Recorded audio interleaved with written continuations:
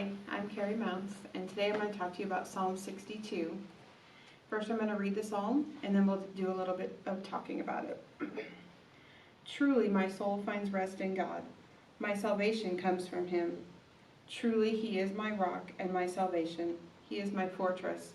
I will never be shaken. How long will you assault me? Would all of you throw me down this leaning wall, this tottering fence?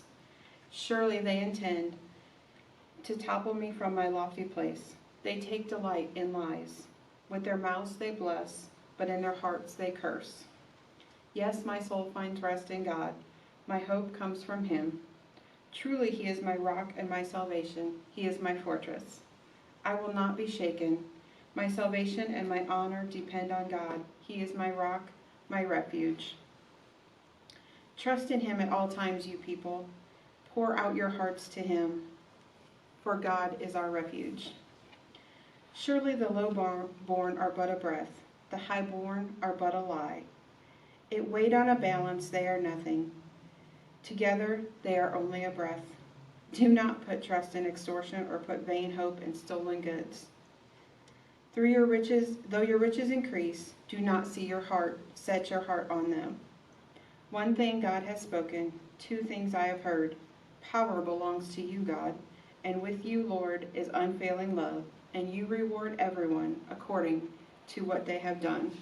I really liked this psalm. It's not one I had studied a lot before, but when Brandon asked me to do this, I really dove into this psalm. And one of the things I enjoy is the pictures that it painted for me, because I think of these big rock boulders that God is for us, and I think of like waves crashing against the boulders, and sometimes I feel like that's us, like things are just crashing against us and trying to make us topple. And if we rely on God and trust that He is our rock and that firm rock that we can stand on, then we know that we are safe, and He is our salvation.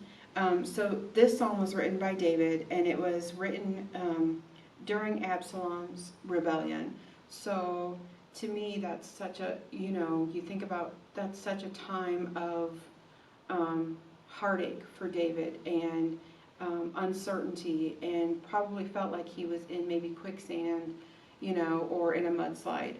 So I just kind of wanted to walk through the verses with you, and yeah. So verse 1 and 2, it talks about finding rest and his rock. God is where we can plant our feet, and by planting our feet on that rock, we're safe. We're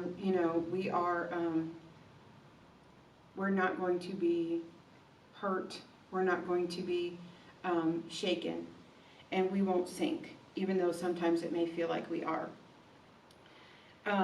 And when it talks about Him being our rock and our salvation and our fortress, for me those words, I think of long lasting, I think of strength, I think of determination.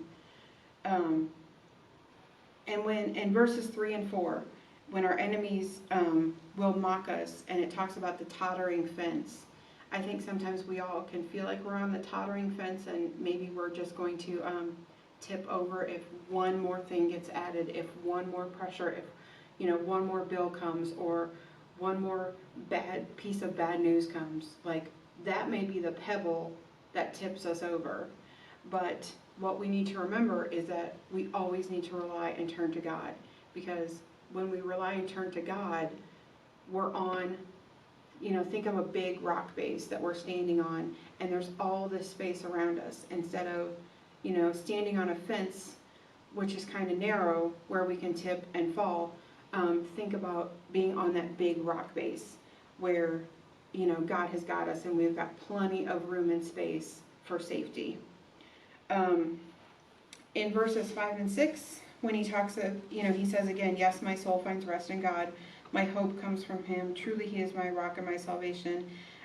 That's repeated twice in this psalm, so that tells you how important David felt about God being our rock.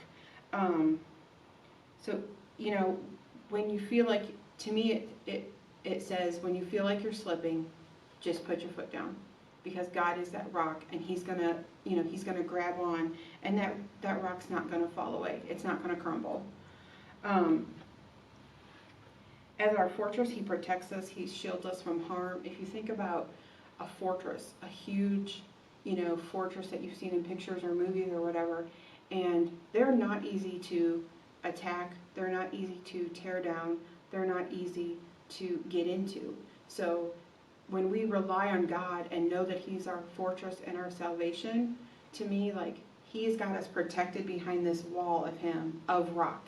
Not only is he the rock we can stand on, he's the rock we can stand behind, and that will stand behind to keep us safe. In verses 8, this is probably one of my favorite verses in there. Trust in him at all times, you people. Pour out your hearts to him, for God is our refuge. And what that says to me is, pour your heart out to God in prayer. For asking, in prayer and praise. Pouring your heart out to God. He listens, and that's us giving it to God and saying, please take this, please be that rock for me. And I think sometimes we think, no, I'm good, I got it, but we need to make sure we're pouring our hearts out to God, so that he can give us that protection. Verses 9 and 10 really talk, kind of start the end of the psalm, and it's not how much money you make, it's not the car you drive, the house you live in, the label that's on the inside of your clothes or on your purse, or on your, what kind of watch you have, if you have the most current watch, if you have the most up-to-date phone, that kind of stuff. Those things aren't going to matter when it's our time to meet God. What's going to matter is the work that we did while we were able, for his glory, to further his kingdom. And that's what 9 and 10 says to me. What matters is God's not going to, look at you and say, oh my gosh, you are driving a 5-year-old car, you don't have a smartwatch, you don't have this. God's going to look at you first as his beautiful child, because that's how he looks at all of us.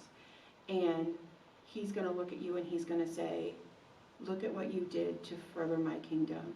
And that is what's going to matter in the end.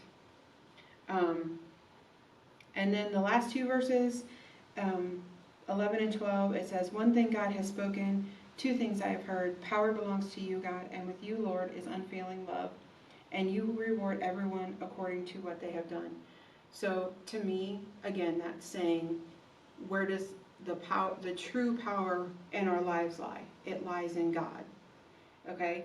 And his love never fails. Just like that solid rock, that fortress, it doesn't fail. It is there always. It is constant. It is permanent. When you think about big boulders and big rocks, they're not easily moved. They don't move very often. They're there. They're permanent. Like they talked about, Evan talked about in the video on Sunday, he went to the same place a couple years apart and the rocks were still there. And that's God and God's love. It's always there for us. It never fails. God's love never fails us, ever. One of the things that, through this Polaroid snapshots this summer, so I was really thinking about the snapshots that this psalm invoked in me, and I just kept thinking of like those big based rocks again, and kind of, the big rocks that are by water might have like water slime on them, and so that made me think of like the enemy attacking us, but we're still got firm footing on that rock, and just remembering that to pour our hearts up to God, to stand firm on his trust, on his love, and his faithfulness to us. And when we can do those things, we're successful. We know we're loved, and we can handle whatever might be getting thrown at us. My prayer for you as you've read this psalm this week is that you have been able to feel the rock of God, God being the rock, and being able to stand with Him and on Him, and feeling that fortress that that God truly is. So thanks for watching, and just stand firm on the rock, y'all.